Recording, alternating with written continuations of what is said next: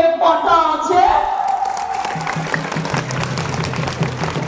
আজকে বাংলাকে অসম্মান করেছেন আপনারা, এই গদ্দাররা যেটা বদনাম করেছেন, এটা আমার গায়ে লাগে। অথচ রাজ্যের কোনো দোষ নেই, রাজ্যের মানুষের কোনো দোষ নেই। যারা আইন শৃঙ্খলা সামলাতে পারেনি এটা তাদের দোষ। মানুষের ক্ষোভ জেনুইন, এটাও আমি বিশ্বাস করি। 80% 100% ভোট কেটে দিয়েছে, সেটা তোলার ব্যবস্থা তো আমরাও করছি।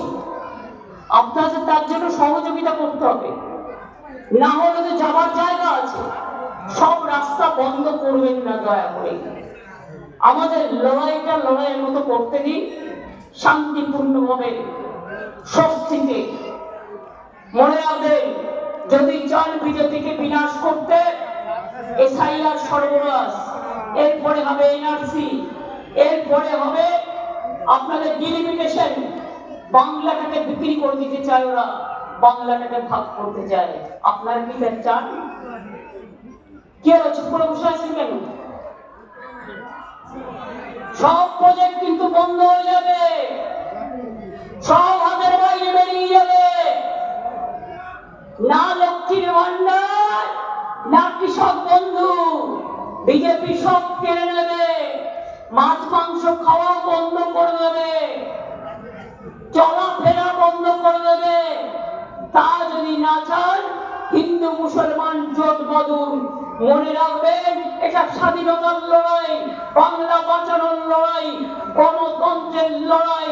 কোন কমিউনাল কেউ হোক, যে কেউ হোক, আমি কমিউনাল কথাগুলোকে সমর্থন করি না। আমি সেকুলারিজমকে সমর্থন করি। সবাই মিলেমিশে এক জায়গায় থাকবো, শান্তিতে থাকবো, স্বস্তিতে থাকবো। আজকে আমার খারাপ লেগেছে, আমার হাত থেকে সব কেড়ে নিয়ে স্টেটের বদনাম করেছে। নতুন চিফ সেক্রেটারি কন্ট্রোল করতে পারেনি, আমাকে জানায়নি। আমাকে একজন সাংবাদিক রাখবা জানাচ্ছে। আপনারা বলুন তো, এর থেকে অপমান, এর থেকে অসম্মান, এর থেকে দুঃখ আর কিছু হতে পারে?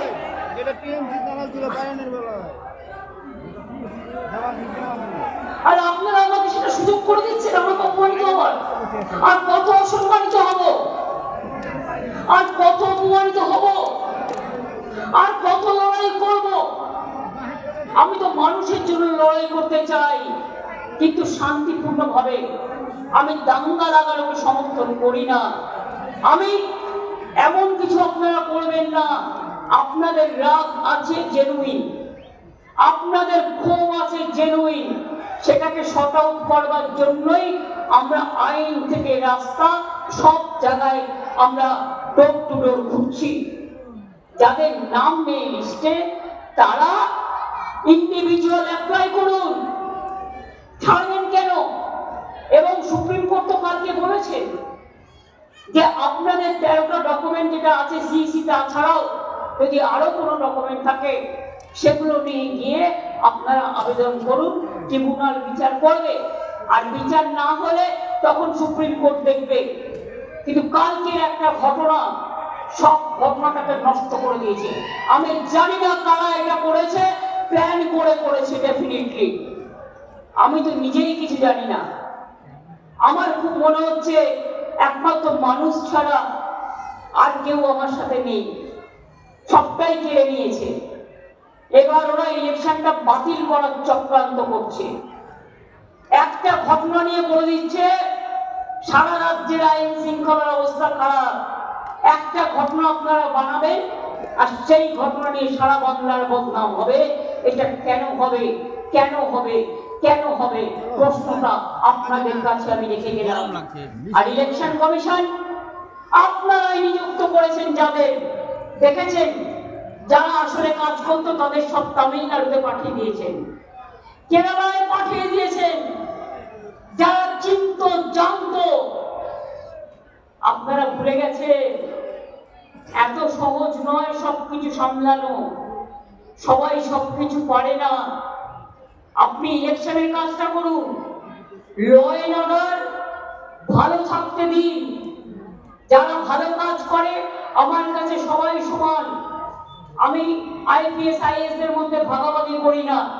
আমার খারাপ লাগছে নতুন ডিজি